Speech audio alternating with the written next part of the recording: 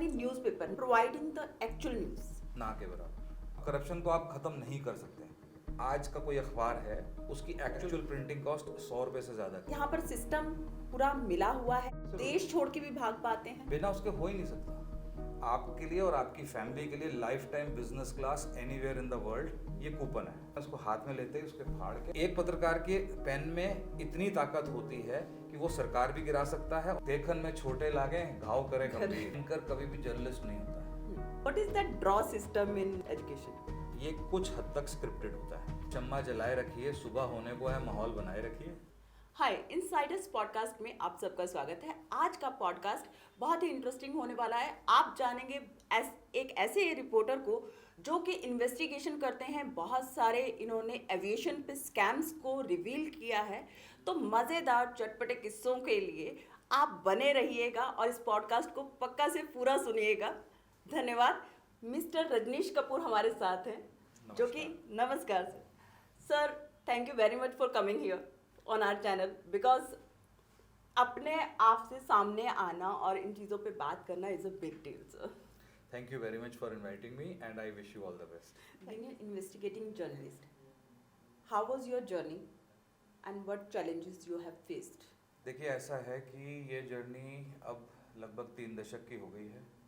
और इस प्रोफेशन में भी मैं एक एक्सीडेंट के थ्रू ही आया था कि मैं पहले मार्केटिंग लाइन में था और जिनके साथ मैं काम करता हूँ, जिस ग्रुप के साथ, उन्होंने अपनी मार्केटिंग करने के लिए मुझे बुलाया था। लेकिन जब मैंने ये देखा काफ़ी डेंजरस काम है और काफ़ी रिस्क वाला काम है, तो मुझे ये अच्छा लगा। और चाहे इसको मेरा फॉर्च्यून कहिए या इसको भगवान का कोई आशीर्वाद कहिए कि जिन दिनों मैंने ज्वाइन किया उसी समय देश का सबसे बड़ा करप्शन का केस हमारे पास आया था और उसे आज की डेट में भी काफ़ी कोट किया जाता है। 93 में हम लोगों ने इस केस के लिए इन्वेस्टिगेशन शुरू की थी।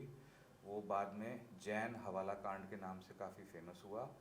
देश के बड़े बड़े नेता, हर पॉलिटिकल पार्टी की, ये नहीं कहूँगा कि कांग्रेस या बीजेपी या कोई और, एवरी पॉलिटिकल पार्टी, सब लोग उसके अंदर इन्वॉल्व थे।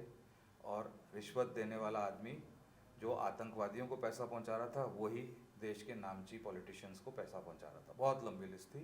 हम लोगों ने इन्वेस्टिगेट किया, हम लोगों पर बहुत प्रेशर आया और प्रेशर हर तरह का, जान से मारने की धमकी भी, और साथ ही हम पे पैसे का भी काफ़ी लालच दिया गया कि केस विड्रॉ कर लो, इन्वेस्टिगेशन मत करो। हम लोगों ने बहुत अपनी जान पे खतरों पे खेल के और पूरी प्रिकॉशंस लेके और इस केस को हमने उजागर किया। 96 में रिकॉर्ड हुआ ये पूरा। सुप्रीम कोर्ट ने इस केस की कॉग्निजेंस भी ली और 115 बड़े लोग थे, जिनके अंदर पॉलिटिशियन, मान लीजिए chief minister, chief cabinet ministers, chief secretaries और साथ ही गवर्नर्स, माय गॉड, और बड़े बड़े ब्यूरोक्रेट्स और पुलिस अधिकारी, सीबीआई के बड़े अफसर, सब इन्वॉल्व थे। तो इतने बड़े लोगों के खिलाफ टक्कर ली थी और 2 लोग हम पूरे इस केस के अंदर लगे रहे। मैं और मेरे बॉस थे और वो अभी भी मेरे को गाइड करते रहते हैं कि कैसे काम करना है, क्या करना है। मैंने जो सीखा है उनसे ही सीखा है। और साथ ही ये बात है कि भगवान में मेरी पूरी आस्था है। तो जैसे हनुमान चालीसा के अंदर एक दोहा आता है, तुम रक्षक काहू को डरना। सही है। तो इसलिए हमें भगवान जी के आगे और किसी से डर नहीं मारा, किसी का भी, चाहे बड़े से बड़ा कोई नेता हो, बड़े से बड़ा कोई अफसर हो, हम पीछे नहीं हटते हैं। हाँ, अगर उसने गलत काम किया है तो कोशिश ये रहती है, बिकॉज बीइंग मीडिया जो कि 4th पिलर ऑफ डेमोक्रेसी है, तो हम अपनी ड्यूटी करने को करते हैं। रही बात चैलेंजेस की, चैलेंजेस आते हैं तो चैलेंजेस तो हर फील्ड में होते हैं। और मीडिया का लाइन भी ऐसी हो गई है कि जो पहले मीडिया होता था वो आज के दौर में मीडिया वो रहा नहीं है। तो इसलिए पहले मीडिया जो होता था वो एक बिल्कुल जुनून की तरह लोग करते थे उसको, राइट। तो आज वो जुनून नहीं रहा, अब वो प्रोफेशन हो गया है। अब कॉरपोरेट के तरह जैसे टारगेट्स दिए जाते हैं, वैसे ही पत्रकारों को भी टारगेट दिए जाते हैं। और ज़रा भी आप अपने ओनर के, जैसे चैनल का या अखबार का कोई ओनर होगा, उसकी लाइन से आप दाएं बाएं होंगे, उसकी पार्टी, उसकी एफिलिएशन हो सकती है किसी चैनल की किसी पार्टी के साथ, तो उसके आप दाएं बाएं जाएंगे तो then you have to face the music. That's nice and very interesting. So अब मेरी क्यूरियोसिटी यहाँ पर ये है सर, ऐसे कुछ बड़े केसेस मैंने सुना है आपके बारे में, जितना पढ़ा है जब मैंने रिसर्च की, तो आपने रिवील किए हैं, कुछ का नाम लेंगे और उनके पीछे एक्चुअली स्टोरी क्या थी? जैसे अभी आपने जैन हवाला कांड की देखिए, बात जैन की। हवाला केस का ऐसा है कि हमारे पास जैसे डॉक्यूमेंट्स आए, तो मान लीजिए किसी ने हमको डॉक्यूमेंट दिया, तो हमने उसके ऊपर विश्वास नहीं किया, लेकिन जब उसने पूरा हमको बैक्ड बाय एविडेंस बताया, तो हम उसे क्रॉस चेक ज़रूर करते हैं। इन्वेस्टिगेटिव जर्नलिज्म का मेन ये चीज़ होती है कि आप उसकी जड़ तक जाइए, और जड़ तक जब आप पहुंचेंगे तो उसके जो भी डॉक्यूमेंट्स हैं, जो फैक्ट्स हैं, उनको प्रॉपर तरीके से आप चेक करेंगे। ऐसा नहीं है कि ये इन्वेस्टिगेटिव जर्नलिज्म और रूटीन जर्नलिज्म में बहुत ज़मीन आसमान का फ़र्क होता है कि आज अगर किसी बिल्डिंग में आग लगी है तो आपको तुरंत उसको ब्रेक करना है, लेकिन इन्वेस्टिगेटिव जर्नलिज्म की एक स्टोरी 6-6 महीने तक आप काम कर सकते हैं, 1-1 साल तक काम कर सकते हैं। ओके। तो इसमें आपको पूरा अपना होमवर्क करना है, क्योंकि देखिए हमारा मतलब सेल्फ ग्लोरी वाली बात नहीं है, इतना बड़ा हमारा एक्सपीरियंस रहा है, तो आज तक एक भी डेफेमेशन का केस नहीं आया। क्यों? क्योंकि हम लोग प्रॉपर तरीके से हर डॉक्यूमेंट की जांच करते हैं, खुद जाते हैं जहाँ तक संभव हो पाता है, और नहीं तो उसको क्रॉस चेक करने के हमारे तरीके बहुत हैं। हमारे तमाम सेटअप्स में कॉन्टैक्ट्स होते हैं, उसको हम वेरीफाई कर लेते हैं कि हाँ भी ऐसा केस हुआ था। ऐसा ही हुआ हवाला केस के अंदर, तो हम लोगों ने पूरा उसको इन्वेस्टिगेट भी किया, पूरी उसकी जांच की, फिर हमने उसको पूरा एक्सपोज किया। ऐसा नहीं कि आज किसी ने कागज़ दिए और हमने कल उसको एक्सपोज कर दिया, नेवर। हम जल्दबाजी में कोई काम नहीं करते हैं और ब्लैकमेलिंग भी नहीं करते हैं। कुछ लोग तो ब्लैकमेलिंग के धंधे में भी काफ़ी आ गए हैं। रही बात उसके बाद वाले केस की, तो बहुत ही इंटरेस्टिंग केस है। 2014 में मैंने ये केस शुरू किया था इन्वेस्टिगेट करना, और देश की एक बहुत नामचीन एयरलाइन थी जी, actually I was about to ask you for that. तो वो आज ग्राउंडेड है, उसके मालिक जेल में हैं, और एंड वो लोग अपने आप से गेस कर लेंगे। लोगों को सबको पता लग जाएगा उससे। और ये डॉक्यूमेंट मेरे पास ऐसे आए थे, स्टार्ट ऐसे हुआ था कि उसके सिर्फ 3 पायलट की मेरे पास केस आए थे, केवल 3 पायलट उस ऑर्गेनाइजेशन के, जो कि बिना लाइसेंस के एयरलाइन को उड़ा रहे थे, और उसमें से उनका एक जो पायलट था वो पायलट ट्रेनिंग का हेड भी था। अच्छा। तो मैंने आरटीआई में क्योंकि मेरे पास तो डॉक्यूमेंट्स पहले से आ जाते हैं, उसको वेरीफाई करने के लिए मैं आरटीआई भी डालता हूँ, तो मैंने आरटीआई करके सिविल एविएशन मिनिस्ट्री से और डीजीसीए से जानकारी मांगी, तो जानकारी पक्की पाई गई कि 2 साल से उस व्यक्ति ने अपना लाइसेंस का पायलट प्रोफिशिएंसी चेक होता है, एक तरह से एडवांसमेंट करना होता है उनको अपने उसमें, वो नहीं करवाया था, which itself is equal to flying a plane without a licence. तो जब आपका पीपीसी नहीं हुआ है तो, लेकिन उसका नतीजा एक और निकला कि मैंने आरटीआई को इस तरह से फ्रेम किया कि मैंने गवर्नमेंट को मजबूर कर दिया कि आप एक्शन लीजिए एयरलाइंस के खिलाफ। तो टू अ सरप्राइज उसी पर्टिकुलर प्राइवेट एयरलाइन के सबसे ज़्यादा करीब 145 पायलट ऐसे निकले, 145 pilots of that private airline leading. It is a number. वो लोग विदाउट पीपीसी काम कर रहे थे। कारण उसके पीछे क्या था? अब आज की डेट में अगर हमको लाल बत्ती पे कोई पुलिस वाला रोक लेता है, हमारे पास पॉल्यूशन नहीं होगा या इंश्योरेंस नहीं होगी, तो हम उससे रिक्वेस्ट करते हैं, अरे भैया जाने दे, यहीं तक तो जाना है, तो 150 ले ले, वो कर ले। ये एक टेंडेंसी बन गई है।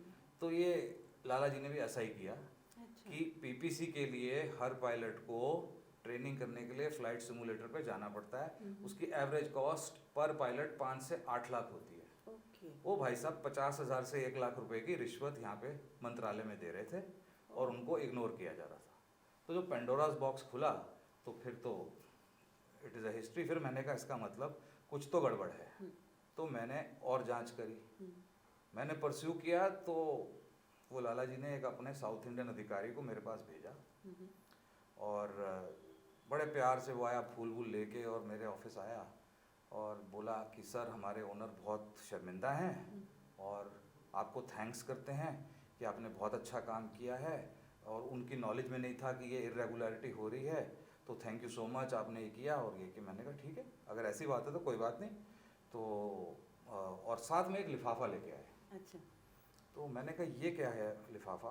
हम्म, तो बोले सर एक छोटा सा टोकन है हमारी तरफ से आपके लिए। मैंने कहा please open it, what is it? Hmm, तो उसमें निकल के आया कि हमारी एयरलाइन में हम्म, आपके लिए और आपकी फैमिली के लिए life time business class anywhere in the world ये कूपन है। ओके। मैंने कहा जरा देखूं आपके नाम के स्पेलिंग ठीक लिखे हैं नहीं, मैं देखूं। हम्म, तो मैंने तब तक तो कुछ रिएक्ट किया नहीं, मैंने उसको देखा।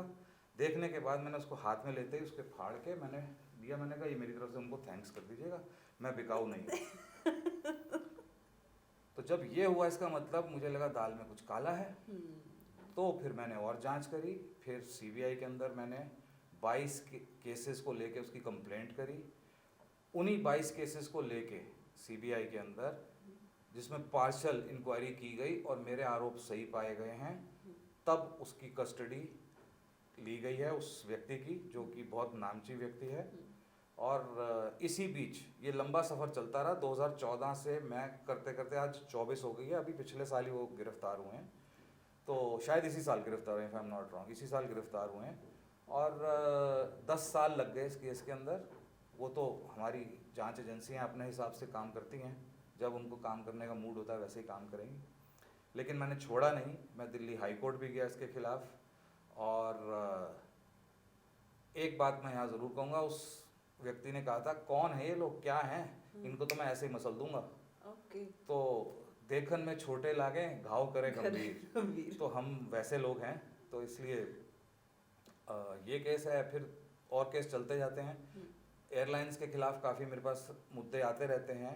हाँ, यहाँ पे एक बात और मैं आपको कहना चाहूँगा कि जो हमारी जांच होती है किसी के खिलाफ, वो अक्सर हर जगह में, चाहे वो नॉट ओनली एयरलाइंस हो, मेडिकल की लाइन हो, चाहे पुलिस की लाइन हो या गवर्नमेंट ऑफिसर्स की लाइन हो, जो लोग अच्छे लोग होते हैं हर महकमे में, वही लोग कोई कमी देखते हैं कि ये गलत हो रहा है, ये गलत नहीं होना चाहिए, वो रिप्यूटेड लोगों के पास आते हैं कि जो उनको पता है बिकेंगे नहीं, वो लोग नहीं काम करेंगे, उनके पास आते हैं कि वो आवाज़ उठाएंगे और जनता के बीच इसको एक्सपोज करेंगे। राइट।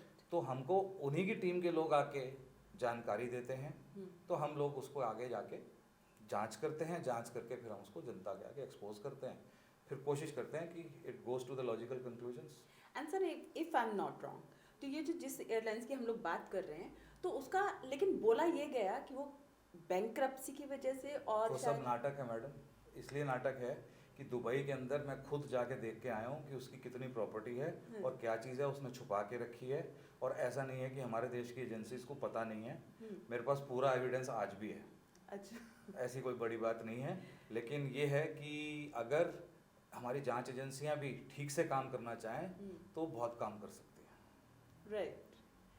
तो यहाँ पर आपकी किसी इन्वेस्टिगेशन से, जैसे कि अभी आपने पहले भी बताया कि सिस्टम को मजबूर होना पड़ा वहाँ पर काम करने के लिए, तो इस तरह के सिग्निफिकेंस चेंजेस आपने अपने करियर में बहुत देखे, या there was certain cases only?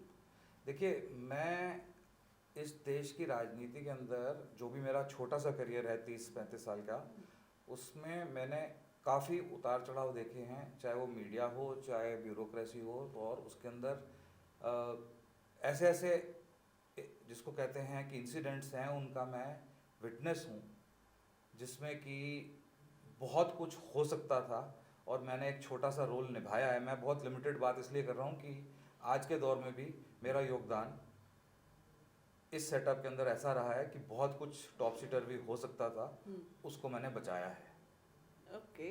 तो लेकिन वो पब्लिकली शेयर नहीं किया जा सकता, वो चंद लोगों को ही पता है पूरे सेटअप के अंदर कि कहाँ से कैसे जानकारी किसको मिली और कैसे पहुँचाई गई ऊपर तक, और फिर एक्शन हुआ।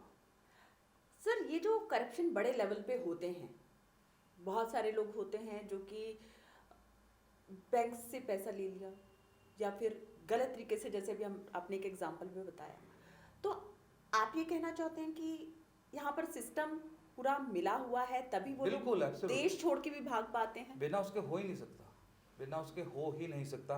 अब एक उदाहरण मैं आपको दे दूं, क्योंकि ये बात तो जग जाहिर हो चुकी है कि एक बहुत बड़ी एयरलाइन के आदमी देश छोड़ के भागे थे, तो वो अपने 7 बैग लेके भागे थे जी। तो 7 बैग जब उनके एक्सरे में से जा रहे थे बैगेज में, जैसे आप भी ट्रैवल करें, हम भी ट्रैवल करें, जी, सब जी। लोग एक्सरे में से हमारे बैग जाते हैं। उस समय एक्सरे मैं इस बात का इसलिए मेरे को पता है कि जब काम हो रहे होते हैं उन्हीं में से सिस्टम के लोग ही मेरे को आके बताते हैं बिल्कुल बिल्कुल। कि जी देखो उस आदमी के 7 बैग जा रहे थे, तो हमको तो ये कहा गया था कि भाई उस टाइम एक्सरे बंद रहेगा, उसकी बेल्ट चलेगी, जो स्क्रीनर होता है उसके अंदर से बेल्ट चलती रहेगी ताकि सीसीटीवी में दिखे कि हाँ बैगेज निकला, उसका स्क्रीन हुआ है बैग, एक्चुअली स्क्रीन नहीं हुआ था, वो 7 बैग ऐसे ही पास हो गए थे। ओके। तो और- इसलिए उसको जाने दिया गया। अब उसके अंदर CISF भी इन्वॉल्व है, उसके अंदर कस्टम भी इन्वॉल्व है, उसके अंदर रेवेन्यू इंटेलिजेंस भी इन्वॉल्व है क्योंकि इंटरनेशनल फ्लाइट थी। तो इतने लोग सब ऐसे ही नहीं काम हो जाता, तो बिल्कुल। कहीं ना कहीं तो प्रोसेसिंग फीस दी गई है। आंसर मैं तो उससे बड़ी बात मानती हूँ कि जो मेरा मानना है, अपना एक ओपिनियन, कि भाई identity of the person is definitely going to be there ना। भाई बिल्कुल। आप डॉक्यूमेंट तो चेक कर ही रहे हो ना। बिल्कुल बिल्कुल। And that person was not that कि जनरल पब्लिक है तो चली गई। अब मैं आपको यहीं पे एक छोटा सा उदाहरण और दे रहा हूँ कि जो व्यक्ति जिन आज जेल में हैं, प्राइवेट एयरलाइन के मालिक हैं, वो देश छोड़ के भाग रहे थे। ये तो मेरी अलर्टनेस है कि मेरे पास खबर आई अच्छा। और मैंने सही मौके पे अलार्म रेज किया और वहीं CBI और ED और इन लोगों को मैंने शोर मचा के मजबूर किया कि काम करें, तो उनको भाई साहब को हवाई जहाज से नीचे उतारा गया। वो अपना खुद और अपनी वाइफ के साथ Amazing. देश छोड़ के भाग रहे थे, मतलब ही बोर्डेड द प्लेन और उनको नीचे उतारा गया। अगर मीडिया इतनी अवेयर नहीं होती तो ये भी हमारे इसमें आ जाता है कि ये भी चले गए हैं। देखिए अंजलि जी, ऐसा है कि मीडिया अगर अवेयर नहीं होती, मैंने जैसे भी आपको बोला कि मीडिया को अपना काम करने दिया जाए और मीडिया अपना काम करे ईमानदारी से, तभी ये संभव है। पहला एक ज़माना था कि 2 कॉलम की अगर खबर छपती थी तो मंत्री बिल्कुल उसकी पूरी, जिसको कहता है, संज्ञान लेके और पूरे एक्शन करते थे उसके ऊपर। लेकिन आज आप एडिटोरियल लिखते जाइए, कुछ नहीं होगा। क्यों? वो ठीक है, होता है, होने दो, ये तो सिस्टम है, corruption is a part of life now, तो ऐसी कोई बड़ी बात नहीं है अगर आपने कुछ देखा गलत। अब जितना भी आप शोर मचा रहे हैं, आज दिल्ली के अंदर पॉल्यूशन को लेके, मैं अभी आ रहा था आपके स्टूडियो पहुंच रहा था, तो मुझे बहुत देर लगी, जो कि 10 मिनट का रास्ता नहीं है, मुझे आधा घंटा लग गया। कारण क्या है कि ट्रैफिक जैम हो रहा है। ट्रैफिक जैम क्यों हो रहा है? ट्रैफिक पुलिस अपना काम नहीं कर रही है। आज हमारे पास एक सबसे बड़ा एग्जाम्पल ये है कि 2010 के अंदर आपने भी विटनेस किया होगा, जब कॉमनवेल्थ गेम्स चल रहे थे तो एक लेन डेडिकेट कर दी गई थी, हर 200 गज पे ट्रैफिक पुलिस का सिपाही था। अगर तब आप इंतजाम कर सकते हो तो अब इंतजाम करने में क्या परेशानी है? जब भी किसी VIP को जाना होता है दिल्ली की सड़कों पे या देश की किसी भी सड़क पे, तो प्रॉपर इंतजाम किए जाते हैं। तो तब आपके पास पुलिस के सिपाही कहाँ से आ जाते हैं? दिल्ली ट्रैफिक पुलिस के। ये काम आप जनता के लिए नहीं कर सकते। जनता के कर के पैसे से ही पुलिस को तनख्वाह मिलती है और जनता VIP होनी चाहिए, ना कि जो VIP है वो VIP हो। How is it possible? तो हम लोगों को आप प्रायोरिटी नहीं देंगे। आज की डेट में आपने देखिए बंद कर दी हैं आपने BS4 की गाड़ियाँ और BS3 की पेट्रोल की गाड़ियाँ, ये कह के कि जी ये पुरानी गाड़ी हो गई, ये पॉल्यूशन करती है। मुझे ये बात बताइए कि अगर मेरे पास BS4 की गाड़ी है और मेरे पास वैलिड पॉल्यूशन का सर्टिफिकेट है, दैट मीन्स मेरी गाड़ी पॉल्यूशन नहीं कर रही है। ट्रू। तो मेरी गाड़ी क्यों नहीं चल सकती? बिल्कुल। तो इसी तरह से अगर आपके ट्रैफिक पुलिस वाले काम नहीं करेंगे, ट्रैफिक जैम लग रहा है, तो नई से नई गाड़ी है, पॉल्यूशन तो हमारे से ज़्यादा करेगी फिर वो। बिल्कुल। तो आप बहाना लगाएंगे गाड़ियों का, जबकि पॉल्यूशन उसके कारण हो नहीं रहा, आप लोग काम करेंगे नहीं। अब यहाँ पे मीडिया का रोल आता है। मीडिया पुलिस को और ट्रैफिक पुलिस को, इन सबको जागरूक करके हल्ला मचाए कि ये काम नहीं कर रहा, वो काम नहीं कर रहा। लेकिन नहीं, कोई बड़ी बात नहीं है, जो बोलते हैं बोलने दो, करते हैं करने दो। सर आज मैं सुबह जब आ रही थी स्टूडियो तो हम लोग एग्जैक्टली यही पॉइंट सुन रहे थे कि अब BS4 की जो गाड़ी की बात कर रहे हैं, तो इन पे जो चालान हो रहे हैं वो 10,000 रुपये से लेकर 40,000 रुपये तक हो रहे हैं। ये एक आम इंसान की पॉकेट में हो भी सकता है और नहीं भी हो सकता है।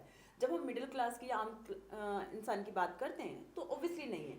तो गवर्नमेंट इस पे ये एक्शन क्यों नहीं लेती है कि भाई अगर चालान कर भी रहे हो तो वो लिमिटेड होना चाहिए, इतने हैवी चालान क्यों कर रहे हो? और वही थोड़े दिन बाद आप इसी रूल को या इनरेगुलेट हटा कर देंगे। हाँ, तो कहीं तो फिर सिमिलरिटी आए ना। तो मतलब कि या तो आपने रेवेन्यू जनरेट करने के लिए पैसा ले लिया सिर्फ। ये देखिए, आपने जैसे पहले बोला ना कि करप्शन है, ये सबसे बड़ा करप्शन है। ये पक्की मिलीभगत है कार ओनर्स जो हैं, कार मैन्युफैक्चरर्स की। जितनी गाड़ियों को आप बंद करेंगे या उन पर बैन लगाएंगे तो कंपनी मजबूर होगी लेटेस्ट टेक्नोलॉजी लाने के लिए। और इतना इधर से आपने हवा बना दिया कि आपकी गाड़ी चल नहीं सकती, तो आदमी मजबूर होगा गाड़ी को बेचने के लिए। गाड़ी बेचेगा, नई गाड़ी लेगा, अल्टीमेटली वो सर्कल है, विशेष सर्कल है।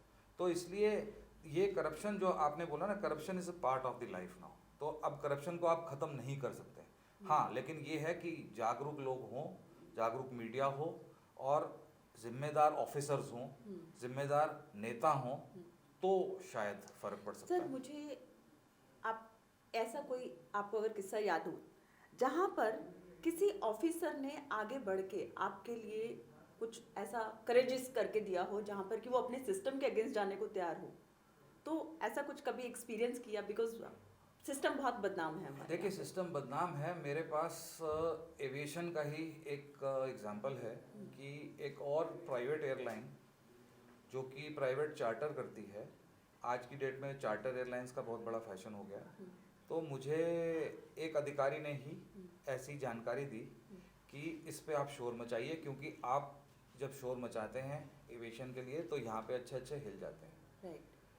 लेकिन इसे मेरा बैड लक कहिए या उसका गुड लक कहिए, उस प्राइवेट एयरलाइन का, समहाउ इस केस के अंदर उसने मैनेज किया। बट लकीली अगेन मेरे पास ऐसी जानकारी आई कि अब से पहले के जो एविएशन मिनिस्टर थे, उनको मिनट टू मिनट में खबर देता रहा कि कैसे गड़बड़ी हो रही है इस प्राइवेट चार्टर एयरलाइंस की।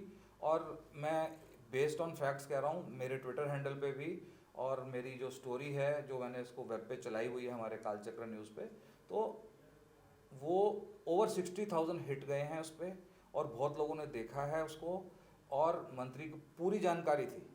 इसके बावजूद पता लगा कि मंत्री उसी के प्लेन में उड़ रहा है इलेक्शन के दौरान। ओके। तो ये इस बात का भी मैंने हल्ला मचाया।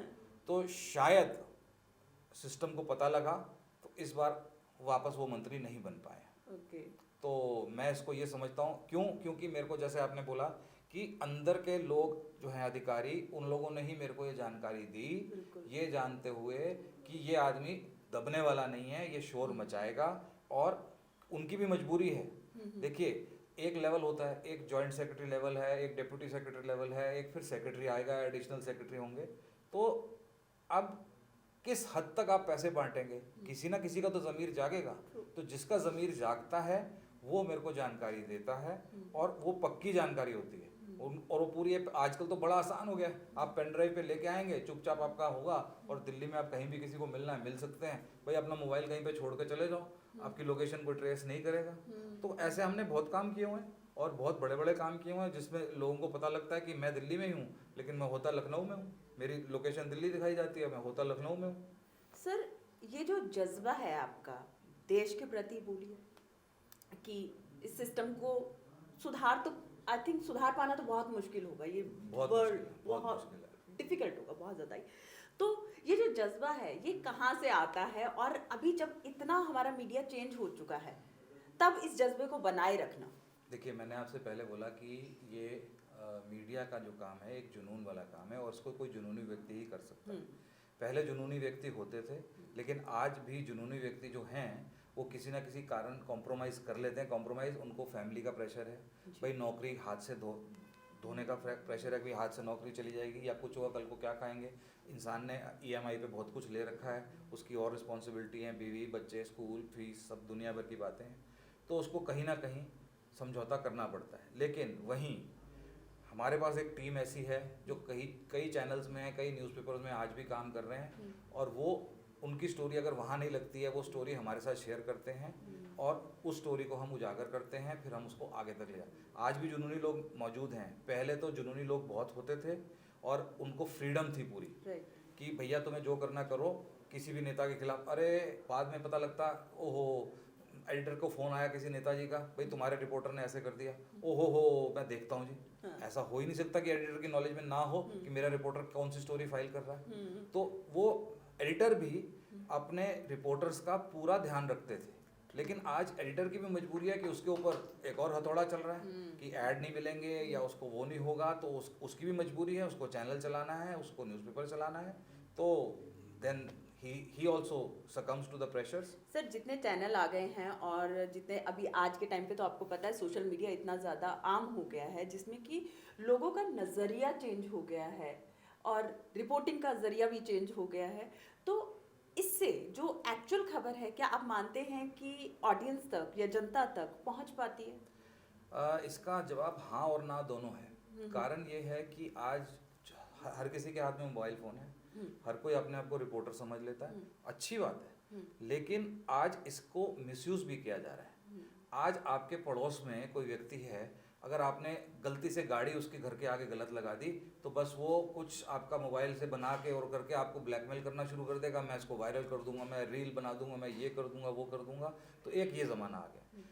वेयर एज आजकल ईमानदार पत्रकार भी हैं आज की डेट में, जो लिमिटेड रिसोर्सेज के साथ काम भी करते हैं, चाहे एक छोटा सा मोबाइल ही क्यों ना हो, उनका काम करेंगे। वो गट्स रखते हैं किसी मंत्री से सवाल करने का, लेकिन आजकल के मंत्री कुछ ज़्यादा थिक स्किन हो गए। अच्छा मैं तुम्हारे मालिक से बात करूंगा, नेता लोग तो ऐसे बोल देते हैं, तो अच्छा तुम फलाने अखबार के लिए हो या फलाने चैनल के लिए हो, I will talk to your owner. मैं फलाने अग्रवाल साहब को अच्छे से जानता हूँ, मैं फलाने इनको जानता हूँ, तो बस वो बेचारा क्या करे, वो छोटा सा स्ट्रिंगर है किसी कस्बे के अंदर, वो उभरता हुआ पत्रकार है जो अपनी बात बताना चाह रहा है, जनता तक पहुंचाना चाह रहा है। आज देखिए, आपको एक एग्जांपल देता हूँ, एक पत्रकार ने हर्षद मेहता का स्कैम एक्सपोज किया था, अकेली महिला थी वो। तो एक पत्रकार के पेन में इतनी ताकत होती है कि वो सरकार भी गिरा सकता है और बहुत कुछ कर सकता है, कलम की ताकत। मगर आज की डेट में ब्लैकमेलर भी काफ़ी आ चुके हैं पत्रकारिता को बदनाम करने के लिए। तो हमें इन लोगों से भी बच के रहना चाहिए। अगर आपने कुछ गलत नहीं किया है कल को, तो आपका कोई कुछ नहीं बिगाड़ सकता। हाँ, आपको थोड़ी देर परेशान ज़रूर करेगा, आप जाएंगे पुलिस में इधर उधर करने के लिए, तो वो थोड़ा बहुत धमकाने वक्त करने वक्त बात कर सकते हैं, लेकिन अल्टीमेटली आपका कोई कुछ बिगाड़ नहीं सकता। तो इसलिए पत्रकारिता को अपने उसूलों पे ज़िंदा रहना चाहिए। लेकिन मुझे अफसोस है, पत्रकारिता अपने उसूलों पे आज ज़िंदा नहीं है, उस पर काफ़ी दबाव है। ट्रू सर, अगर आपने देखा हो कि आज के टाइम पे ना लोगों को कोविड तरीके से माइंड वॉश करना जो है वो मीडिया ही जरिया बन रही है। वो व्हाट्सएप यूनिवर्सिटी है मैम, व्हाट्सएप यूनिवर्सिटी के अंदर इतना गंद फैलाया जा रहा है, इतना गंद फैलाया जा रहा है। आप तो एस्ट्रोलॉजर हैं, आपको तो मेरे से ज़्यादा पता होगा, इतने मंगलवार ये कर लो वो कर लो। आपको याद होगा, मैं तो उस दौर का हूँ, हमारे पास पोस्ट कार्ड आते थे घर पे कि इस पोस्ट कार्ड को इतने जगह फैलाओ और ऐसे चलो और ऐसे चलो, नहीं ये तो वही चीज़ है, विनाश हो जाएगा। हाँ, तो मतलब वो जो आदमी भगवान से डरता है थोड़ा बहुत, तो उसके अंदर विश्वास करेगा ही करेगा। तो इसलिए व्हाट्सएप यूनिवर्सिटी आज की डेट में बहुत ज़्यादा हम लोगों को मानना चाहिए। अभी मेरे पास कल एक किसी ने व्हाट्सएप फॉरवर्ड किया, तो बोला इसको फॉरवर्ड करो, इसको फॉरवर्ड करो। अब मुझे उस व्यक्ति की मानसिकता पता थी कि वो किस पर्टिकुलर पार्टी को ज़्यादा बिलोंग करता है, तो मैंने बिना कुछ किए मैंने पहले फैक्ट चेक किया।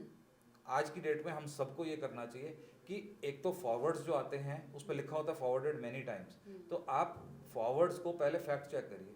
तो ये बहुत घातक हुआ, फलाने धर्म के साथ ऐसा हुआ, उसके, अरे भैया पहले चेक करो। चेक किया तो पता लगा 18 साल पुरानी खबर थी। तो मैंने उसको बताया, मैंने कहा भैया ये जहाँ से आया उसको वापस भेज दे, ये 18 साल पुरानी खबर है, कल परसों की नहीं है। उसकी बोलती बंद, उस आदमी ने मेरे को ब्लॉक कर रखा है। ऐसा भी होने लग गया कि एक घर के अंदर अगर हम 4 सदस्य हैं या हमारे कोई मिलने वाले हैं, रिश्तेदार हैं, अगर उनके मतलब की बात ना करो, उनकी पार्टी के मतलब की बात ना करो, तो आपको ब्लॉक कर देंगे ना, तू मत आया कर हमारे घर।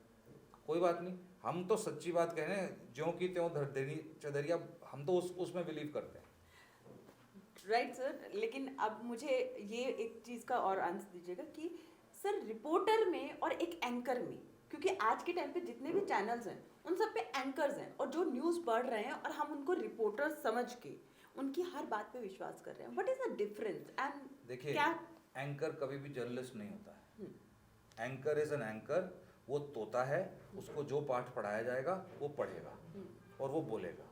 सामने स्क्रिप्ट आ रही है, अपना दिमाग कम लगाते हैं। मैं सभी एंकरों के लिए नहीं कह रहा हूँ, कुछ एंकर समझदार भी हैं, देयर आर सम, बट ये लोग आजकल ग्लैमर की तरफ जाएंगे और ग्लैमर के लिए हल्ला मचाएंगे और इतना शोर मचा के अपना एक्शन करेंगे, दुनिया भर की बात करेंगे। मैं तो ऐसे नामचीन एंकर को जानता हूँ जिनके BMW के शोरूम हैं, अच्छा। जिनके BMW के शोरूम है, और I am talking on based on facts. हाँ। लेकिन वो बहुत कम लोगों को पता है, क्योंकि बेनामी है, आप प्रूव नहीं कर पाएंगे। अगर मैं किसी चैनल में एंकर हूँ और मेरा BMW का शोरूम है देश के किसी कोने में, तो और वो मैंने लिया हुआ है आपके नाम पे, तो जो ढूंढेगा वो तो कहेगा अंजलि के नाम का है, इसमें रजनीश के नाम का तो कोई है ही नहीं, how can you prove it? तो आप नहीं प्रूव कर पाएंगे। क्यों? अब दूसरी बात आती है कि वो एक इन्फ्लुएंशियल एंकर है, तो एजेंसीज भी सोच समझ के उस पर हाथ डालेंगे।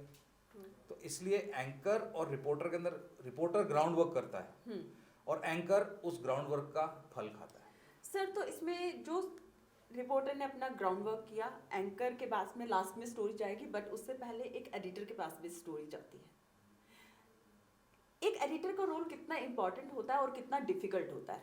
देखिए, एडिटर का रोल बड़ा इम्पोर्टेंट ऐसे होता है कि वो अपने खबर जो उसके पास आई है उसको कैसे तोड़ना है, मरोड़ना है, कैसे ऑडियंस के पास या कैसे उसके रीडर्स के पास पहुंचाना है, वो उसको फ्रीडम होती है। और रिपोर्टर कभी उसके साथ, मतलब जिसको कहते हैं ना, आर्गुमेंट नहीं कर पाएगा। हाँ, जो आर्गुमेंट करेगा फिर उसको बाहर का रास्ता दिखा दिया जाएगा। तो एडिटर का रोल बहुत इम्पोर्टेंट है। अगर एडिटर बैकबोन वाला है तो वो बहुत अच्छा काम कर सकता है, true service to the nation कर सकता है। अदरवाइज वो अगर किसी दबाव में है तो वो कुछ भी कर सकता है, तोड़ मड़ोड़ के खबर को, मान लीजिए 4 पैराग्राफ की खबर होगी, उसको 1 पैराग्राफ में निपटा देगा, बस बात खत्म। कि यहाँ एक्सीडेंट हुआ, ना कोई डिटेल दी गई, ना कुछ दी गई, किस बात का एक्सीडेंट हुआ। अब अगर उसी खबर में ये हो कि किसी नेता के बेटे ने किसी गरीब आदमी को कुचल दिया और उस नेता का नाम देना है, और उस रिपोर्टर ने पूरी मेहनत करके, पूरी जांच करके उस नेता के बेटे का नाम, गाड़ी, सब कुछ, फोटो वाटो खींच ली, तो देखा नहीं ये रेलेवेंट है, कुछ और केस हो जाएगा, नेता से पंगा नहीं, और उधर जाके नेताजी के आगे हाथ जोड़ दिए, देखिए जी मैंने आपकी खबर बचा दी, तो बस दोनों तरफ हो गया। उधर रिपोर्टर को भी बैलेंस कर दिया और उधर भी कर दिया, तो बस हो गया काम। सर, ये जो हम बात कर रहे हैं अभी रिपोर्टिंग की और इसकी ग्राउंड वर्क की, सबसे पहली बात यह आती है कि ये ग्राउंड वर्क कितना डिफिकल्ट और चैलेंजिंग हो सकता है एक रिपोर्टर के लिए, क्योंकि शायद जब हम स्कूप देखते हैं तो वो स्कूप को का मिलना, उस पर जांच करना, उसके सारे फैक्ट्स को लेके आना और सामने फिर प्रेजेंट कर देना। What do you think, how many newspaper nowadays are providing the actual news? ना के बराबर, ना के बराबर। इसलिए कि अगर आपके अखबार को या आपके चैनल को, अखबार को फुल पेज के एडवर्टीजमेंट्स किसी भी स्टेट गवर्नमेंट से या किसी पॉलिटिकल पार्टी से मिलने लग जाएंगे, तो आपके ऊपर प्रेशर आएगा ही आएगा। आपको एक छोटा सा एग्जांपल मैं आपको देता हूँ कि फॉर एग्जांपल, आज का कोई अखबार है जिसकी कॉस्ट आप 5 रुपये पर डे देते हैं, उसकी एक्चुअल प्रिंटिंग कॉस्ट आपको पता है कितनी है? उसकी एक्चुअल प्रिंटिंग कॉस्ट 100 रुपये से ज़्यादा की है पर अखबार की। क्या बात कर रहे हैं? लेकिन वो आपके हाथ में 5 रुपये का इसलिए आता है कि वो जो आपके घर में सुबह सर्दी गर्मी बरसात के अंदर अखबार डालता है, ये पैसा उसका है, ये पूरा पैसा उसके पास जाता है। अखबार वाले तो कमा लेते हैं, अखबार वाले तो कमाएंगे ऐड से, ब्लैकमेलिंग से या और किसी रास्ते से। तो वो बहुत चैलेंजिंग जॉब हो गया मीडिया आज की डेट में। इतना महंगा है मीडिया आउटफिट चलाना कि जो लोग मीडिया आउटफिट चला रहे हैं तो उनके पास या तो बहुत बड़ी ताकत पीछे बैठी है पैसे लेके, या वो ब्लैकमेलिंग कर रहे हैं, या वो चाटुकारिता कर रहे हैं। पत्रकारिता करने वाला जिंदा नहीं रह सकता आज के दौर में। अगर जिंदा रहेगा तो बहुत कम स्टोरीज दिखाएगा और बहुत कम लिखेगा। My God, so it is becoming really a challenge. It is a challenge Indeed, but वही मैंने आपको बोला ना कि हर काम के उसमें, हर तरह की फील्ड के अंदर हर तरह के लोग होते हैं। जो लोग अभी भी अपना स्टैंडर्ड, ऐसा नहीं है कि आज की डेट में सारे चैनल खराब हैं, कई चैनल ऐसे हैं जो बिल्कुल इंडिपेंडेंट हैं, एटलीस्ट नज़र आते हैं, जो कि सत्ता पक्ष और विपक्ष दोनों को प्रॉपरली ग्रिल करते हैं। कई चैनल हैं, मैं कई चैनल देखता हूँ ऐसे, मैं और कई चैनल तो मैं बिल्कुल बंद कर दिए हैं देखने, कि वो नज़र आ रहा है कि बिल्कुल केवल चमचागिरी कर रहे हैं। सर, अगर आपको याद हो तो हम जब बच्चे थे ना, तो एक न्यूज़ के लिए 15 मिनट की न्यूज़ आया करती थी दूरदर्शन पे, और उसी पे प्रोग्राम आया करता था आंखों देखी। वो हम लोग ना रात को जब वो गैप आता था प्रोग्राम्स के बीच में, तो बड़े ध्यान से सुन लेते थे। लेकिन आज का जो मीडिया है उसमें ये हो गया कि पूरा दिन कुछ ना कुछ चले जा रहा है और एक ही खबर को 50 तरीके से तोड़ के बताया जाता है। तो it is now days more like running a business instead of giving definitely proper news. Definitely मैंने आपको बोला ये आजकल कॉर्पोरेट प्रोफेशन हो गया कि आज वही जुनून नहीं रहा। आज जुनून और फ्रीडम पत्रकारों को नहीं है। आज कॉर्पोरेट जिसको कहते हैं ना कॉर्पोरेट जॉब बना के तरह रख दिया इसको कि भैया तुम्हारे को ये टारगेट है, तुम्हें ये पूरे दिन में ये लेके आना है। अब मेरे एक मित्र हैं जो किसी एक चैनल के अंदर हैं, हम कभी कभार उनसे फ़ोन पे बात करना चाहें जनरल हालचाल बात स्टोरी को लेके नहीं, तो पता न पड़ता है कि बहुत बिजी हूँ, बहुत बिजी हूँ, बहुत प्रेशर है। अगर 4 बजे मैंने उसको फ़ोन किया है तो उसका फ़ोन रात के 12-1 बजे मुझे वापस आएगा, फ़ोन आया था बॉस कुछ अर्जेंट है तो बताओ। मैंने कहा अर्जेंट कुछ नहीं है, तुम इतनी देर से फ़ोन करोगे तो फिर मज़ा ही निकल जाता है। हम लोग मिलने मिलाने की बात कर रहे थे, तुम्हारे ऑफिस के पास था, चाय पीनी थी तुम्हारे साथ, तो नहीं बहुत प्रेशर है, बहुत प्रेशर है। भाई इतना काहे का प्रेशर है, तो काहे लिए कर रहे हो इतनी नौकरी? भाई तुम करना है, अगर जुनून से करना है तो जुनून वाले बनो, अपना चैनल खोलना है अपना चैनल खोलो, अपना पॉडकास्ट शुरू करो। आज आपके पास पावर है सोशल मीडिया के अंदर, आप कुछ भी कर सकते हैं। लेकिन सोशल मीडिया के अंदर भी मिसयूज काफ़ी हो रहा है। आज आप देखिए रील को लेके कितनी लोग अपनी जान से खेल रहे हैं, तो ऐसा काम नहीं करना चाहिए। काम करो तो कायदे से करो और कम करो लेकिन अच्छा करो। बिल्कुल सर। दूसरा एक और जो चीज़ है, अगर पहले जब रिपोर्टिंग हुआ करती थी बड़े एक सरल तरीके से हुआ करती थी, एक गरिमा होती थी रिपोर्टिंग की, तो अगर आज आप बात करें तो इतना ग्लैमर आना, बट एंकर्स का इतना चिल्ला के बात करना या फिर उतने ड्रामे तरीके से बात करना, उनका चलते हुए दिखाना पूरे स्टूडियोज में, कहाँ तक आप इस चीज़ को सपोर्ट करते हैं? टोटल नौटंकी है और कुछ नहीं है। आपको अपना चैनल की टीआरपी बढ़ानी है या कुछ करना है, ये सिर्फ उसी के लिए है कि जो जितना जोकरों वाली सर्कस करेगा उसका चैनल उतना चलेगा। चाहे उसकी हंसी करें, चाहे उसकी आप तारीफ़ करें, तो होंगे बदनाम होंगे तो नाम नहीं होगा, तो वही उनके दिमाग के अंदर है। प्लस एंकर जो बैठा हुआ है, एंकर के कान में एक मास्टरपीस लगा हुआ है जो पीसीआर से कंट्रोल होता है। वो पीसीआर वाला उसके दिमाग में क्या फीड कर रहा है स्टूडियो के अंदर बैठ के, उसकी मेंटालिटी क्या है वो भी देखनी है। आज अगर पीसीआर के अंदर समझदार व्यक्ति बैठे हैं तो फटाफट उसके कान में बोलेगा अब ये काउंटर सवाल पूछो, अब ये काउंटर सवाल पूछो। अब जैसे आप मेरे को स्पॉन्टेनियस सवाल पूछ रही हैं, इसका मतलब आपने रिसर्च किया हुआ है। अब रिसर्च के टाइम पे जब रिसर्च की बात आती है तो ज़्यादातर एंकर आज की डेट में ऐसे हैं जो कि रिसर्च नहीं करते हैं, वो पीसीआर उनके लिए रिसर्च करेगा। नहीं आप बोलिए आपने ऐसा कैसे देखा, नहीं आप बोलिए। भाई आप why are you putting words in his mouth? तो आप किसी पत्रकार को, जो रिपोर्टर है, जब उसने एक बात पूछ लिया, जब उसने, अब मान लीजिए चुनाव के टाइम पे कोई कवरेज कर रहा है कोई पत्रकार, तो उसने बोला जी अभी इतने लोग आ चुके हैं, इतने आ गए, नहीं आप ध्यान से देखिए कितने लोग आए हैं। अरे भाई उसके पीछे छुप गए हैं लोग, क्या क्या आप उसको कहाँ चले गए हैं, वो कहाँ से ढूंढेगा?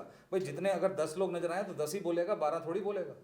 तो आप उसको पुश कर रहे हैं, क्यों? क्योंकि उसके अंदर पीसीआर से उसको बोला जा रहा है कि दिखाओ, क्योंकि कहीं पे कोई ना कोई एजेंडा है, वो एजेंडा उसको चलाना है। सर इस टाइम पे अगर आप देखें तो बहुत सारी चीज़ें हमारे टीवी के माध्यम से हम लोग देखते हैं, पॉडकास्ट के माध्यम से देखते हैं, और आज के टाइम पे न्यूज़ चैनल्स भी पॉडकास्ट में हैं। बहुत सारे डिबेट्स देखते हैं हम लोग पॉलिटिक्स के, बहुत सारे डिबेट्स देखते हैं हम लोग धर्म के। ये किस तरह से, क्या बेस करके हो रहा है? क्योंकि जिस तरह से जितना लाउड, क्योंकि एक होता था पहले बात होती थी, बहस होती थी, एक दूसरे के प्रति इज्जत होती थी, हम वो एक्सचेंज करते थे, हमारी धारणा जो है, हमारा सोच अलग हो सकता था लेकिन इज्जत बरकरार रहती थी, हम किसी पे प्राइवेट अटैक नहीं करते थे, जो कि आज के टाइम के मीडिया में आम तौर पे देखने को मिलता है। तो ये भी क्या प्री प्लानिंग के हिसाब से होता है? इसमें भी एजेंडा होता है? डेफिनेटली इसमें एजेंडा चलाते हैं चैनल्स, और उनको पता होता है। और वो चैनल नहीं चलाते हैं, उनके पास व्हाट्सएप पे सुबह डायरेक्शन आती है कहीं ना कहीं से कि आज आपको ये टॉपिक उठाना है, तो वो कंट्रोल उनको भी कहीं और से किया जा रहा है। अब चाहे वो मालिक हो, चाहे कोई नेता हो, चाहे कोई अफसर हो। तो सर आपने अपने आप को इन सारे ड्रामा से अनछुआ कैसे रखा हुआ है? अनछुआ मैंने इनको इसलिए रखा हुआ है कि इन लोगों ने हमें खरीद के देख लिया, इन्होंने हमको धमका के देख लिया, कहीं कामयाब हुए नहीं। आज अगर हम किसी पॉलिटिशियन या किसी अफसर या किसी सेठ के प्रेशर में नहीं आए हैं, मान लीजिए किसी ने हमको बोला कि हम तुमको 5 करोड़ देंगे या 10 करोड़ देंगे, अगर हमने उसको ऑफर ठुकरा दिया है तो वो आदमी का ये बेकार आदमी है। हमको आप लाइमलाइट वाली पार्टीज में नहीं देखेंगे कि ये पेज 3 पार्टी में जाते हैं या कुछ करते हैं। वहाँ पे वही लोग जाते हैं जो किसी ना किसी तरह से उनके दबाव में होते हैं और तरह के होते हैं। पार्टीज में हम भी जाते हैं, ऐसा नहीं है, लेकिन वो पार्टीज गिने चुने लोगों की होती हैं, इंटेलेक्चुअल्स की पार्टी होती है, और वो लोग समझदार लोग होते हैं, प्रबुद्ध व्यक्ति होते हैं, वहाँ पे बातचीत होती है, एक दूसरे से पीसफुली बात होती है। भाई आज की डेट में अगर मैं एज जर्नलिस्ट आपके किसी खामी को एक्सपोज कर रहा हूँ, तो मेरा आपसे कोई ज़ाती दुश्मनी नहीं है कि आपने मेरे प्लॉट पे कब्जा नहीं किया हुआ है, ना मैंने आपके प्लॉट पे कब्जा किया हुआ है, मुझे कमी नज़र आई है तो मैं कर रहा हूँ। अगर इसको आपको जवाब देना है तो कानूनी तरीके से आप मेरे को जवाब दे सकते हैं, तो जवाब दीजिए। लड़ना झगड़ना उलझना इसका कोई पॉइंट ही नहीं है, आप जवाब दीजिए। और मुझे समझ में आएगा, हो सकता है अगर मैंने कुछ खोज किया है, मेरी मेरी जांच के अंदर कुछ कमी आई है या कुछ हुआ है और आपने मेरे को फैक्ट्स दिए हैं, तो हो सकता है मैं अपनी चीज़ को वापस ले लूँ। इसमें कोई लड़ाई झगड़े की कोई बात थोड़ी है। आज न्यूज़ रूम के अंदर आप देखते हैं कि डिबेट्स के अंदर किसी ने किसी के दूसरे के मुंह पे पानी फेंक दिया या टेबल उठा के फेंक दी। ये सिर्फ इंडिया में नहीं, हर देश के कई कोनों में हो रहा है, दुनिया के सब हो रहा है। तो दिस इज नॉट डन। अभी आपको नई बात समझ में आई, sorry I don't like this, मैं आई डिनाई दिस एलिगेशन, आप इतना बोल सकते हैं। लेकिन आप ये कहें कल को कि I will talk to the owner of the channel, मैं ये कर दूंगा, मैं वो कर दूंगा, ये कोई बात नहीं हुई। ट्रू। सो ये एक्चुअली में बहुत, जितना आपसे बात करके मुझे समझ में आ रहा है, तो this is very difficult job. जब आप पहली बात, आप अपना सब कुछ लाइफ को दाव पे लगाते हैं, आप अपने करियर को दाव पे लगाते हैं, फैमिली दाव पे लग जाती है लिटरली, जिस तरह से हम लोग बात कर रहे हैं अभी, उससे जहाँ तक मुझे पता चलता है। इतनी टफ जॉब होने के बाद में इंसान अपने ह्यूमर को, अपने लाइटनेस को कैसे बैलेंस कर पाता है? देखिए जो, क्योंकि अदरवाइज तो सब स्ट्रेसफुल हो जाएगा। स्ट्रेसफुल हो जाएगा। और सबसे अच्छी चीज़ ये है कि आप जैसे रात को सोने जाते हैं तो आप कुछ ना कुछ हल्का म्यूजिक लगा के सोइए, या कोई कॉमेडी शो देख लीजिए, तो आपका मन डाइवर्ट होगा। और सुबह उठते जो लोग भगवान में विश्वास रखते हैं, किसी ना किसी तरह के भजन को या प्रवचन को सुन लें, तो आपको वहाँ से भी बहुत सीख मिलती है। और सबसे बड़ी बात यह है कि आप काम को घर पे ना लेके जाएं और घर को काम पे ना लेके जाएं, तो ये बैलेंस अगर बना के रख सकते हैं तो आप कभी स्ट्रेस में नहीं आएंगे। वेरी नाइस सर, इतनी सारी लर्निंग, आई थिंक जो लोग नए जर्नलिस्ट बनना चाहते हैं, परस्यू करना चाहते हैं, उनके लिए बहुत इंटरेस्टिंग होने वाला है। व्हाट इज योर ओपिनियन कि जर्नलिज्म में आज के टाइम पे मीडियम बहुत हैं, यूनिवर्सिटीज़ बहुत सारी हैं, आपके हिसाब से आप क्या बोलते हैं कि कौन से ऐसे गुण होने चाहिए इंसान को जर्नलिज्म चूज करने से पहले? As you are investigating journalist, तो कैसे मैं चूज करूं उसमें से कि मैं इन्वेस्टिगेटिंग जर्नलिस्ट ही बनना चाहता हूं? मेरे 5 आप ऐसे गुण मैं देखना चाहूँगा अपने में कि मैं इस जॉब के लिए इतना जुनूनी हूँ, इतना परफेक्ट हूँ। पहले तो जो भी लोग जर्नलिज्म में जा रहे हैं वो जर्नलिज्म की ट्रेनिंग लें पहले किसी अच्छे जर्नलिस्ट से, और उसके बाद जिस फील्ड में वो आदमी है, चाहे वो इन्वेस्टिगेटिव में है या रूटीन जर्नलिज्म में है, उसके हिसाब से डिसाइड करें कि जी किस लाइन को चूज़ करना है। और अगर आपको शुरुआत में ही लगता है कि ये this is not your cup of T, तो आप उसको परस्यू ना करें। अगर आप उसको फिर भी परस्यू करते हैं तो आप मजबूरी का सौदा हो जाएगा। फिर आपको अपने एडिटर की और मालिक की सुननी पड़ेगी कि भैया इसके अंदर ये कमी निकालो, फलाने नेता से या फलाने अफसर से या फलाने व्यक्ति से ऐसे सवाल पूछो। जबकि उससे सवाल पूछने का कोई वैसा मतलब नहीं होता है। अगर सवाल पूछने हैं बेस्ड ऑन फैक्ट्स या based on allegation, to the point बात होनी चाहिए, नहीं ना कि ये कि माइक उठा के आपको क्या लगता है, आपको क्या लगता है कि ये घटना, अरे किसी के घर में कोई दुर्घटना हो गई, आपको क्या लगता है कि अब क्या होना चाहिए, अरे आप कैसा फील कर रहे हैं, कैसा फील कर रहे हैं? भैया अगर उसके घर में किसी की डेथ होगी तो कैसा फील करेगा, रो के दिखाएगा या क्या करेगा? ये एक बाउंड्री है जिसको क्रॉस किया जा रहा है, वो नहीं किया जाना चाहिए। सर दूसरी चीज, is it the journalism is high paying career जो कि कोई चूज करना चाहता है? देखिए मैंने वही बताया ना, जुनूनी व्यक्ति जो होगा वो पैसे के साथ कॉम्प्रोमाइज़ नहीं करेगा, उसको जो तनख्वाह मिल रही है वो उसी में संतुष्ट रहेगा। वेयर एज जो आदमी जुगाड़ू होगा, जुनूनी या जुगाड़ू, वो जुगाड़ू आदमी जहाँ उसको 15,000 की अगर तनख्वाह मिल रही है, वो 1.5 लाख तक कमा लेगा किसी ना किसी को ब्लैकमेल करके। तो ये फर्क है, हाई पेइंग भी है और नॉन पेइंग भी है। नॉन पेइंग भी है, ये आपको चूज करना पड़ेगा। जर्नलिज्म में अपनी फैमिली मेंटेन करना कितना difficult? बहुत मुश्किल है, खासकर इन्वेस्टिगेटिव जर्नलिज्म में। अब मान लीजिए कि हमें किसी असाइनमेंट पे कहीं जाना होता है या किसी को हम भेजते हैं, तो उसको पहले से बता के रखते हैं ये बात इस कमरे के बाहर नहीं जाएगी, तुमको ये काम दिया जा रहा है, तुम ये काम करने जा रहे हो, किसी को नहीं बताओगे।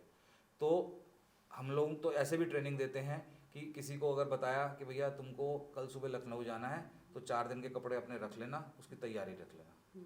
वो घर से ये बोल के जाएगा कि लखनऊ जा रहा हूँ, लेकिन जब वो आता है तो उसको टिकट चंडीगढ़ की दी जाती है कि भैया तुम्हें चंडीगढ़ जाना है। ये क्या बात हुई, आपने चंडीगढ़ क्यों बताया ना, ताकि तुम घर पे ना बता सको कि क्या है। और उसके बाद फिर उसको दूसरा फ़ोन दिया जाता है कि आप इस फ़ोन से हमसे टच में रहेंगे, आप अपनी फैमिली से बात नहीं करेंगे। क्यों? क्योंकि ये एक मिशन की तरह आप किसी काम पे जा रहे हैं, आप किसी को नहीं बताएंगे आप दिल्ली में हैं, लुधियाना में हैं या लंदन में हैं। तो आपको ये बाउंड्री संभाल के रखनी है। ऐसे में आपकी फैमिली बहुत सफ़र करती है। सफ़र इसलिए करती है कि मान लीजिए आपने कहीं पे कुछ एंगेजमेंट में फैमिली कमिटमेंट है, फैमिली फंक्शन है, तो आपको मिस करना पड़ सकता है, because profession is priority not family. Right sir, जब हम बात करते हैं कि आप किसी भी केस के इन्वेस्टिगेशन के लिए जाते हैं तो वहाँ मुझे कुछ स्कूप मिला। अब मेरे being a normal human being, मेरे अंदर बहुत जल्दी से एक एक्साइटमेंट आ जाए कि मैं जाऊँ और शेयर करूँ। मतलब मेरे साथ में तो होता है, तभी शायद मुझे जर्नलिज्म नहीं मैं कर पाई। तो अगर आपके साथ ही होता है, हाउ टू होल्ड, बिकॉज जिस पोजीशन पे बहुत आप हैं, मुश्किल है। जितना एक्सपीरियंस आप लेके बैठे बहुत हैं, मुश्किल है, बहुत मुश्किल है। लेकिन फिर भी इसको हमें जिसको कहते हैं ना, काफ़ी पेट में रखनी पड़ती है बात को, और इसके पीछे पूरी जांच करनी पड़ती है कि ऐसा क्यों हुआ, फलाने आदमी ने, फलाने नेता ने, फलाने रिपोर्टर को या फलाने अफसर को थप्पड़ कैसे मार दिया, क्या फ्रस्ट्रेशन थी। तो पहले उसकी तह तक जाना पड़ता है, तो उसके बाद ही उसको एक्सपोज किया जाता है। ये जो आजकल हम देखते हैं कि लोग आए, उन्होंने किसी नेता पे स्याही फेंक दी, किसी को चप्पल मार दी, आपको लगता है कि ये सच्ची में होता है या ये भी प्रोपेगेंडा होता है? काफ़ी हद तक ये प्रोपोगंडा होता है। वो टू गेट द सिंपैथी, अपने ऊपर अटैक करवाया जाता है, नहीं तो उसको पता है कब किस लेवल पे आना है, कैसे करना है। आज की डेट में अगर किसी नेता का सुरक्षा चक्र जिसे कहते हैं भेदना, वो बहुत मुश्किल है। और हाँ, ये भी बात है कि ये उसको पता है, तो आप कभी भी किसी नेता पे स्याही फेंकी गई है या कुछ किया है, उसकी फुटेज को 2-3 बार देखेंगे तो जो स्याही फेंकने वाला है या थप्पड़ फेंकने वाला है या जूता फेंकने वाला है, वो बड़े आराम से एक्सेस पा जाता है। तो उसको देखेंगे तो उससे आपको पता लग जाएगा कि ये जिसको कहते हैं स्क्रिप्टेड है। अगर ऐसा नहीं है फिर भी वो कुछ कर देता है तो वो स्क्रिप्टेड नहीं है, फिर वो जेन्युइन अटैक है। अच्छा, और ऐसा नहीं है कि किसी भी दल का कोई नेता हो, किसी भी पार्टी का हो, तो उस पर अटैक नहीं होता। डेफिनेटली अटैक होता है, विरोधी पार्टी भी करती हैं, खुद भी करवाते हैं। आज की डेट में आप किसी से बात कर लीजिए, रिक्शा चलाने वाले से, टैक्सी चलाने वाले से या किसी बड़े करोड़पति से, वो यही बोलेगा सारे के सारे एक जैसे हैं। वो खुश रहे, किसी को उसको ऑब्लाइज करना है, पैसा देना है बड़े व्यक्ति ने, तो वो मजबूरी में पैसा दे रहा है डर के मारे। सर मेरा ना एक छोटा सा एक क्यूरियोसिटी के कारण से एक क्वेश्चन आ रहा है। जब हम बात कर रहे थे ना अभी करप्शन की, बहुत सारी हमने सिर्फ एविएशन के बारे में बात की, करप्शन तो सभी जगह हर पे जगह है, हर जगह। सर कभी इंश्योरेंस कंपनी का करप्शन पकड़ा आपने? देखिए, इंश्योरेंस कंपनी का मैं अपना एक पर्सनल एग्जांपल आपको बताता हूँ कि आज की डेट में आप अगर कभी खुदा ना खास्ता आपको हॉस्पिटल जाना पड़े, तो प्राइवेट हॉस्पिटल वाले सबसे पहले आपसे पूछते हैं कि आपके पास मेडिक्लेम है। Right. This itself is a biggest scam. मैं अभी अपने फैमिली मेम्बर को किसी को लेके हॉस्पिटल गया था, दिल्ली का बहुत बड़ा हॉस्पिटल था। अब वो डॉक्टर हमारे फैमिली मेम्बर का बरसों से इलाज कर रही है, जब भी जाते हैं उसको 1000-1500 फीस भी देते हैं, सब कुछ करते हैं, दवाई इतने सालों से सब कुछ ठीक चल रहा है। अचानक कोई प्रॉब्लम हुई तो उसी डॉक्टर ने बोला कि जी एडमिशन करना पड़ेगा, ये है। तो मैंने बड़ी रोती सी शक्ल बना के बोल दिया, मैंने कहा मेरे पास तो ज़्यादा पैसे हैं नहीं, तो कैसे करें, क्या करें। तो डोंट वरी, मैं बोल दूंगी कि थोड़ा सा आप इनको सस्ता वाला पैकेज बता दीजिए। दैट मीन्स हाँ, पैकेज होगा वो भी सस्ता वाला बता दीजिए। तो वो इटसेल्फ इज़ अ स्कैम। तो जहाँ वो छोटा सा ट्रीटमेंट था वो 5 लाख रुपए का होता, वो मेरा 70,000 रुपये में काम हो गया। क्यों? क्योंकि मैंने पहले ही डॉक्टर को बोल दिया, मैंने कहा मेरे पास इतने पैसे नहीं हैं। अगर आप आज की डेट में, मैं आपको दावे से कह सकता हूँ, किसी हॉस्पिटल में चले जाएं, मजबूरी में भी जाना पड़े, तो डॉक्टर को आप बोलेंगे कि मेरे पास मेडिक्लेम नहीं है, तो वो आपका इलाज तुरंत करके आपसे जान छुड़ाना चाहेगा।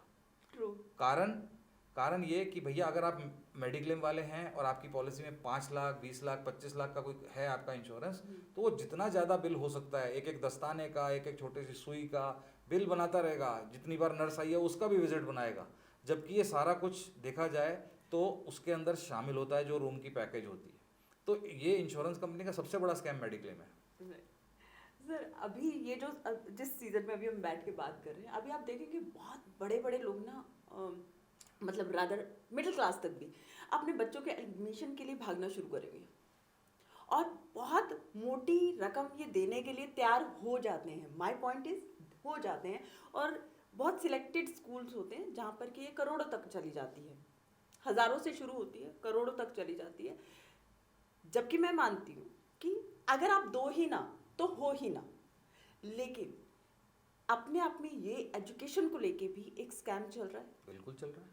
मैं आपको एक इसका एग्जांपल देता हूँ। ये अगेन मेरा खुद का, मेरी सिस्टर की बेटिया का एक दिल्ली के नामचीन स्कूल में एडमिशन होना था, पूरे मेरिट पे था, और मेरी सिस्टर भी उसी स्कूल से पढ़ी हुई थी। तो किसी कारण बिटिया का नाम स्कूल में नहीं आया। तो मैं उस समय के एजुकेशन मिनिस्टर को जानता था, तो मैंने कहा मैं सिफारिश लेके जाता हूँ, जबकि ये अनएथिकल है, तो मैं कभी किसी की सिफारिश नहीं करता हूँ। तो मैंने मंत्री जी के पीए से बात करी, उन्होंने अच्छे से मेरे को चाय वाय पिलाई, सब कुछ किया।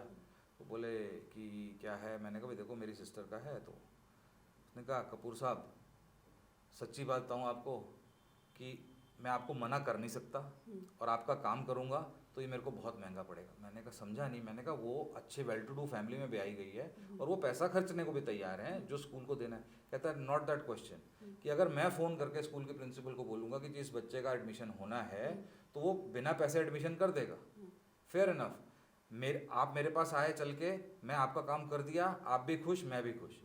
मगर अगले ही दिन वो स्कूल वाले प्रिंसिपल मेरे पास आ जाएगी एक लंबी चौड़ी ग्रांट लेके, जहाँ 5 लाख रुपए में काम होना था वो 50 लाख की ग्रांट ले जाएगी। कहते मेरे को बहुत महंगा पड़ेगा। तो मैंने समझ गई, मैं बात उसकी समझ में आ गई। मैंने अपनी सिस्टर को बोल दिया, मैंने कहा यहाँ नहीं होगा, जहाँ तुम पैसे दे के करवा सकते हो। तो बेचारी ने बहुत मजबूरी में दूसरे स्कूल में उसका एडमिशन करवाया। What is that draw system in education? देखिए ड्रॉ सिस्टम जो है वो, क्योंकि एजुकेशन तो सबके लिए होनी चाहिए, वो लिमिटेड जगह को ऑब्लाइज करने के लिए है कि भैया ठीक है चलो हमने कर दिया, और लकी ट्रिप करके फेयर इनफ दिखा दिया कि जी यहाँ इसका निकला उसका निकला। तो मैं ये नहीं कहता कि वो गलत है, अच्छा सिस्टम है, लेकिन उसमें वो लिमिटेड टारगेटेड ऑडियंस को ही केटर कर रहा है, वो सबके लिए नहीं है। अगर कोई EWS का बच्चा है जो उसके अंदर वहाँ पे एडमिशन लेना चाहता है और उसका लकी ड्रॉ निकल आता है तो वो उसकी किस्मत है। मगर साथ ही साथ ये कुछ हद तक स्क्रिप्टेड होता है, कुछ हद तक, not fully. Because sir I believe आप अगर एक अच्छे स्कूल में एडमिशन पा भी लोगे, उसके बाद में उनके नॉर्मल जो करिकुलम एक्टिविटीज़ वगैरह होती हैं वो तो आपकी एजुकेशन फीस ही तो माफ करेंगे। उसके बाद में तो आपको बाकी सारी चीज़ें आप मैच कैसे करोगे उस पीयर आज के साथ? EWS के बच्चे हर स्कूल में हैं, ज़्यादातर दिल्ली के स्कूलों में हैं। तो हम देखते हैं जैसे कोविड के टाइम पे ऑनलाइन क्लासेस हो रही थी, तो मैं कुछ विटनेस हुआ हूँ इन सब चीज़ों को देखने में। तो जहाँ एक और बच्चों का जिसको कहते हैं ना पीछे से बैकड्रॉप नज़र आ रहा है, किसी का आलीशान वॉलपेपर लगा, किसी का कुछ है, और वहीं EWS का एक बच्चा है, वो बेचारा अपने फादर के टूटे हुए मोबाइल से किसी ना किसी तरह से कोप अप करके वो कर रहा है। उसके अंदर वो जज्बा है कि मैं पढ़ना चाहता हूँ, लेकिन उसके पास रिसोर्सेज नहीं है। इसको कहते हैं डिजिटल इनइक्वालिटी। आज की डेट में अगर आप कह रहे हैं कि डिजिटल इंडिया हो गया है और किसी गरीब बच्चे को प्रॉपर साधन नहीं मिल रहा, क्या पता उसको प्रॉपर कनेक्शन नहीं मिल रहा, उस मोबाइल से वो कितना करेगा अपनी आंखें गड़ा के। वही मोबाइल अगर वो ड्राइवरी का काम कर रहा है, उसको ड्यूटी पे भी लेके जाना है, तो बच्चा तो फिर उसके ऊपर डिपेंडेंट हो गया। ऐसे बच्चे दूसरे बच्चे को देखते हैं कि उसके पास तो लैपटॉप भी है, उसके पास तो बड़ी स्क्रीन वाला कंप्यूटर भी है, तो मैं क्या करूं। तो ऐसे बच्चों पे बहुत बुरा असर पड़ता है, तो ये आगे चल के क्राइम भी करते हैं।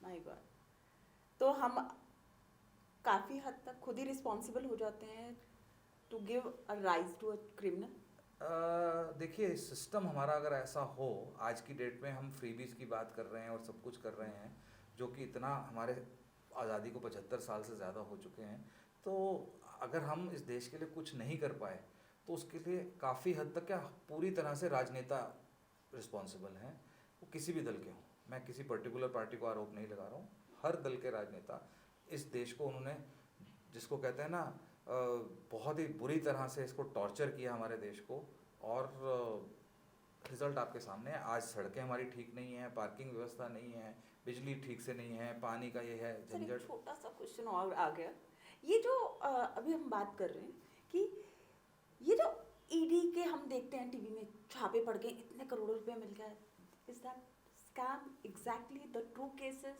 और those are also something propaganda and all? देखिए, इस मामले पे लेस सेड इज बेटर मैं चाहूँगा, क्योंकि आपका भी चैनल अभी नया नया शुरू हो रहा है, तो मैं नहीं चाहता कि कुछ सेंसेशन की जाए। हाँ, टारगेटेड तो होता ही है। ओके तो ये सारी चीज़ें जो हैं, मतलब ऐसा क्या कर सकते हैं अगर आप जितना आपने एक्सपीरियंस किया है, 3 दशक से आप जर्नलिज्म करते आ रहे हैं, इतना सब इन्वेस्टिगेट किया, सो आपको क्या लगता है एक जनता को हम ऐसा कैसे मैसेज दे सकते हैं, या जनता किस तरह से इस देश में करप्शन कम करने में हेल्पफुल हो सकती है?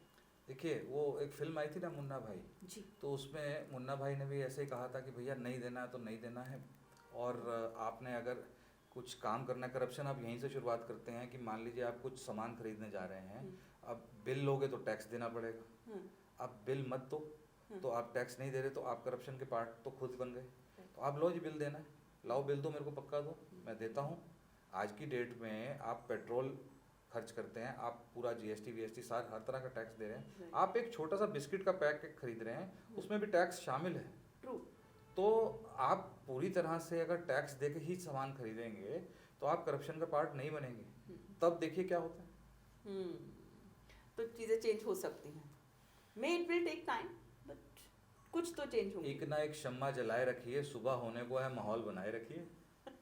बहुत बढ़िया सर, मज़ा आ रहा है बात करने में, लेकिन आई थिंक ये ऐसे वाले टॉपिक्स निकल रहे हैं जहाँ पर कि हम लोग को एक विराम लेना चाहिए। चलिए, बहुत अच्छा लगा आपसे मिलके, बहुत यस अच्छा, sir, and thank you very शुभकामनाएं। मच कि आप आए, it's a biggest support for me. बहुत शुभकामनाएं आपके चैनल को, और मैं तो चाहूँगा कि आप खूब तरक्की करें, और जब कभी मेरी ज़रूरत हो, I am always available. Sir आप लोगों के आशीर्वाद से, आप लोगों के सपोर्ट से ही चलना है सब कुछ।